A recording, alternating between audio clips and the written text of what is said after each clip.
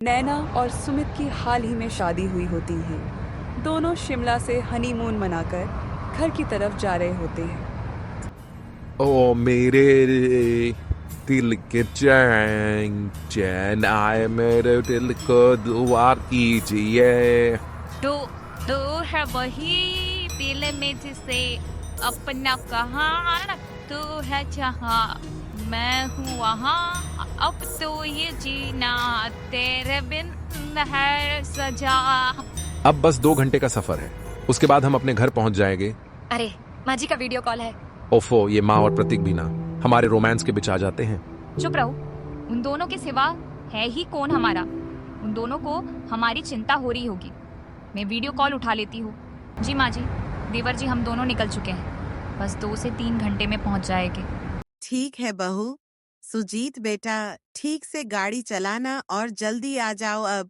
और हाँ भैया और भाभी, हमारे लिए शिमला से कुछ लाए हैं या नहीं? अरे छोटे कुछ नहीं, बहुत कुछ लाए हैं। अब हम दोनों के पास केवल 2 से 3 घंटे ही हैं, फिर हमारा हनीमून खत्म हो जाएगा। स्पेंड करने देना ठीक से। सुजीत और नैना अपनी रोड ट्रिप एंजॉय करते हैं, लेकिन कुछ देर बाद अचानक से रास्ते में गाड़ी बंद पड़ जाती है और नैना परेशान हो जाती है। क्या हुआ सुजीत? अरे यार, टायर पंचर हो गया है। यहाँ तो दूर दूर तक कोई नजर नहीं आ रहा है, तो गैरेज की क्या ही उम्मीद रखे। ये देखो सुजीत, जीवनपुर लगता है ये गांव है, और यहाँ से इस गांव में जाने का रास्ता है।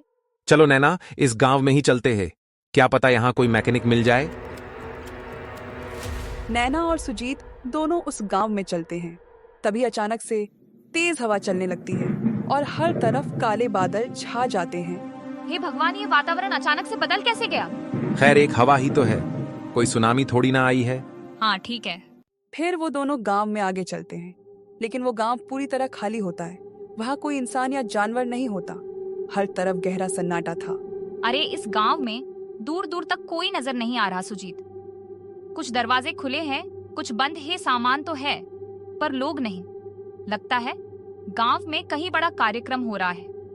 मैं जानती हूँ, गांव में जब भी कुछ बहुत बड़ा होता है ना, तो सारे गांव वासी वहां पर चले जाते हैं। आज भी इस गांव के लोग वहीं गए होंगे शायद। हाँ नैना, शायद तुम सही कह रही हो।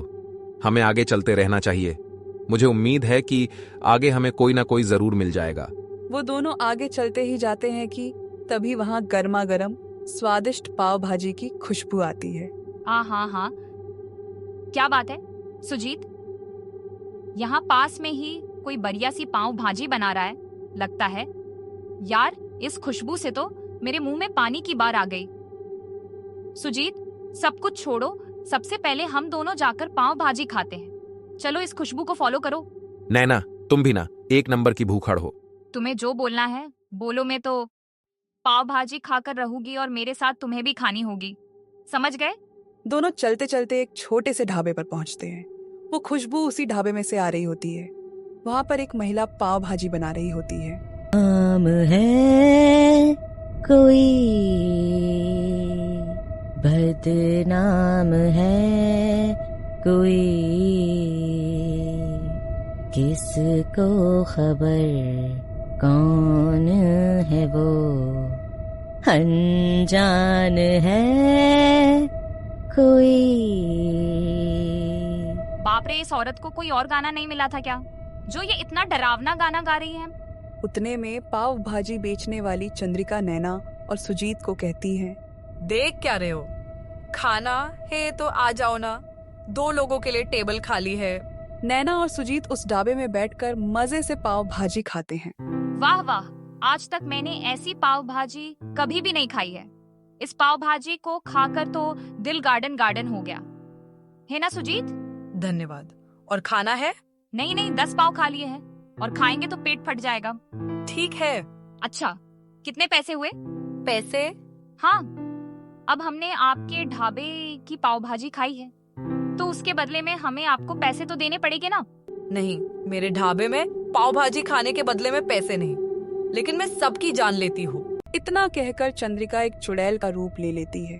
ये सब देखकर नैना और सुजीत के रोंगटे खड़े हो जाते हैं। ये तो एक पाव भाजी बेचने वाली चुड़ैल है। ये सब मेरा छलावा था।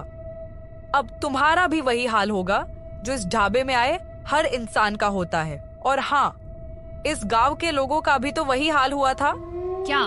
मैंने ही इस गांव के लोगों को मारा है।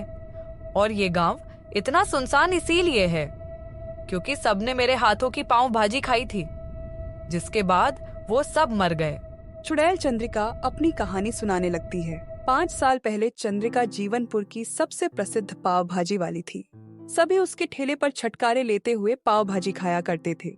चंद्रिका का इस दुनिया में और कोई नहीं था। उसके थैले पर दिन रात ग्राहकों का आना जाना लगा रहता था। उसका सब अच्छा चलते देख उसकी पड़ोसन शिला को उससे जलन होने लगी और उसने उसकी पाव भाजी में मिलावट कर दी, जिसके बाद चंद्रिका की पाव भाजी खाकर सभी बीमार पड़ने लगे और सभी ने चंद्रिका को ही इस सब का दोषी ठहराया। ये सब इस चंद्रिका के कारण ही हुआ है। पूरा गांव बीमार हो चुका है। कुछ लोग जिंदगी और मौत से लड़ रहे हैं। तुम्हें कुछ शर्म है या नहीं? मेरा विश्वास कीजिए, मैंने कुछ नहीं किया है। मैं आज तक अपना काम पूरी ईमानदारी से करती आई हूँ। अपनी स्वर्गवासी माँ की 100। बीमार हुए लोगों में से 2 से 3 लोगों की मौत भी हो गई है। सरपंच ने चंद्रिका को जिंदा जलाने की सजा सुनाई और उसे पेड़ से बांधकर पूरे गांव के सामने जलाया गया। मरने के बाद वो एक चुड़ैल बन गई और तब उसने शिला को अपने आप से बात करते हुए सुन लिया। बड़ी हवा में उड़ रही थी ना चंद्रिका की बच्ची, अब हवा में ही गुम हो गई। सबको लगता है कि उसने ही पाव भाजी में मिलावट की थी, लेकिन असल में तो उस पाव भाजी में मैंने मिलावट की है। तेरी इतनी जुर्रत नालायक जल कुकड़ी कही की। तेरे कारण पूरे गांव ने मुझे गलत समझा और जिंदा जला दिया। अब मैं तुझे नहीं छोड़ूंगी। अब तेरे साथ साथ पूरा गांव मरेगा। चंद्रिका शिला को मार देती है। वह साथ साथ अब एक एक करके पूरे गांव के लोगों को मार देती है। तो ये है मेरी कहानी। इसीलिए जो भी बाहर वाला इस गांव में भटक के आता है, वो मेरे हाथ की पावभाजी खाकर मेरे हाथों मारा जाता है। उसके बाद अब चुड़ैल चंद्रिका नैना और सुजीत को भी मार देती है। उनके घर वाले ममता और प्रतीक काफी देर तक उनका इंतजार करते हैं, लेकिन उनका कुछ पता नहीं लगता। हे भगवान, प्रतीक, मेरा तो जी बहुत घबरा रहा है। बहू और सुजीत दोनों 2 से 3 घंटे में आने वाले थे, लेकिन अब तो बहुत देर हो चुकी है और वो अभी तक नहीं आए हैं। लोकेशन ट्रैक करने पर प्रतीक को पता चलता है कि नैना और सुजीत दोनों जीवनपुर में है। वह जीवनपुर के लिए निकलने से पहले उसके बारे में इंटरनेट पर सर्च करता है, तो वहाँ उसे पाव भाजी बेचने वाली चुड़ैल के बारे में पता चलता है। वह इस बारे में अपने पहचान के एक तांत्रिक बाबा से पूछते हैं, तब वो उसे एक तिलिस्मी आईना देते हैं। ये लीजिए ममता बहन, ये तिलिस्मी आईना है।